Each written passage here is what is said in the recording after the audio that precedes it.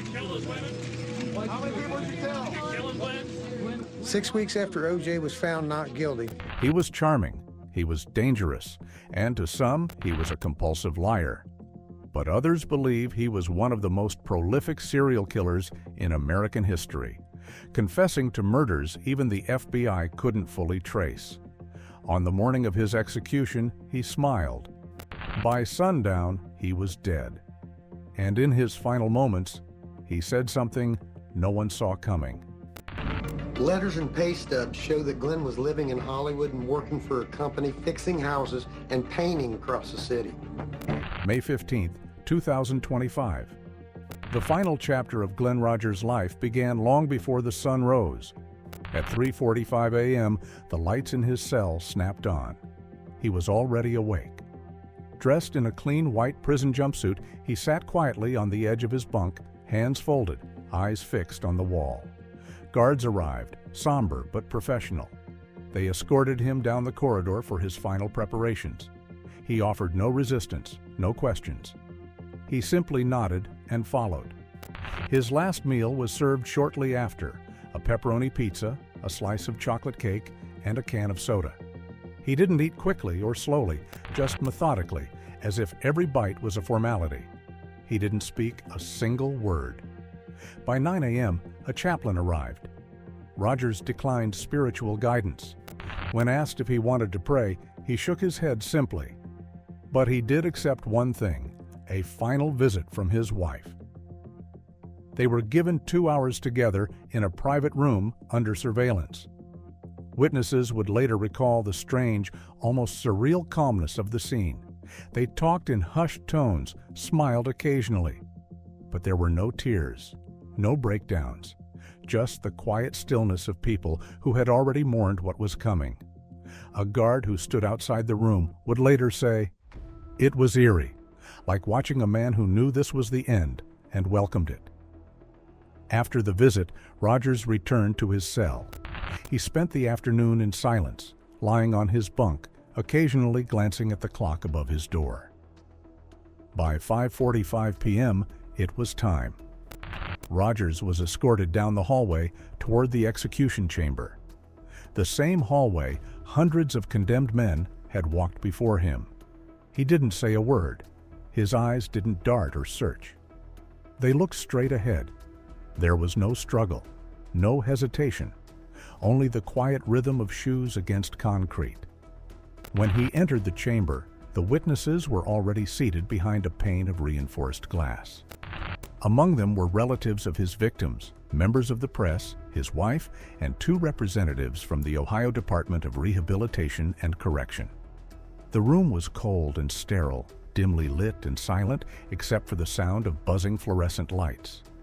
Rogers was guided to the gurney and secured by leather straps across his chest, arms, and legs. 4 lines were inserted into both arms. The medical staff moved with efficiency, as if they'd done it 100 times before. Still, Rogers remained calm, unflinching. Then came the moment that caught everyone off guard. He spoke. Turning his head slightly to the side, he looked at the witnesses behind the glass. "I know there's a lot of questions that you need answers to. I promise you in the near future, the questions will be answered. And I hope in some way we'll bring you closure." A long pause. Then his final words. "President Trump, keep making America great. I'm ready to go." A strange final message, one that confused even those closest to the case. Glen, did you do this? One-on-one, talk to me in person alone. Did you do this, Glen? Did you kill those women, Glen? One-on-one alone. Did you kill the At the women? jail, you interview me. Did you kill the women?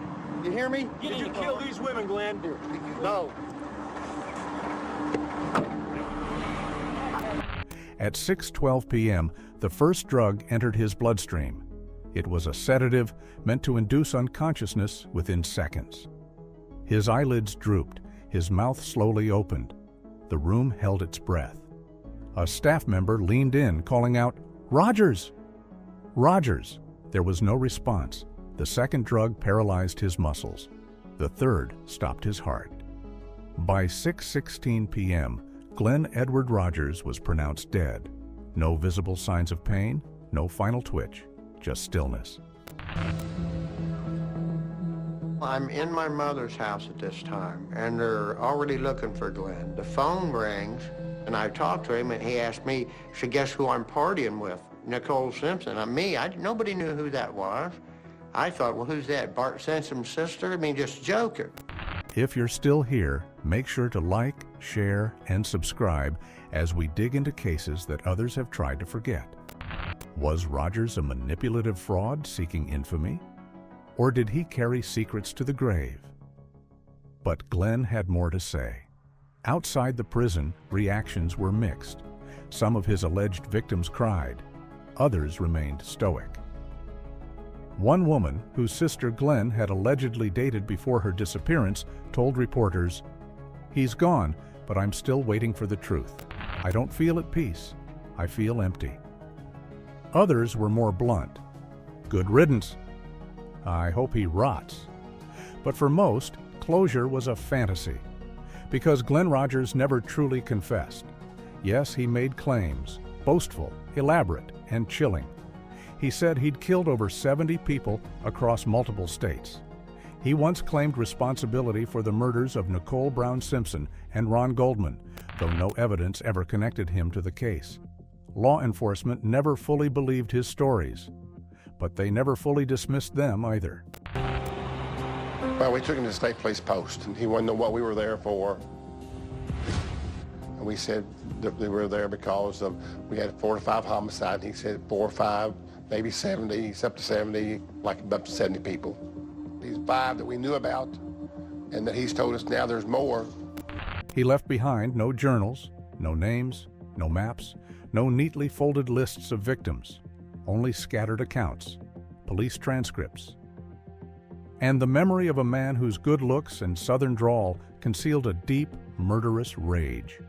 To some, he was merely a con artist, a drifter, a nobody. But to other families who never found their loved ones, he was the nightmare that slipped through the cracks. His ashes were claimed by his wife and quietly scattered along a riverbank in Ohio, the same state where his story of blood and deception began. The story ended where it started. But the questions still linger. Do you think Glen Rogers was a pathological liar, fabricating stories to inflate his own legacy? Or was he telling the truth? And the real body count is still unknown? Drop your thoughts in the comments, and we'll see you in the next one.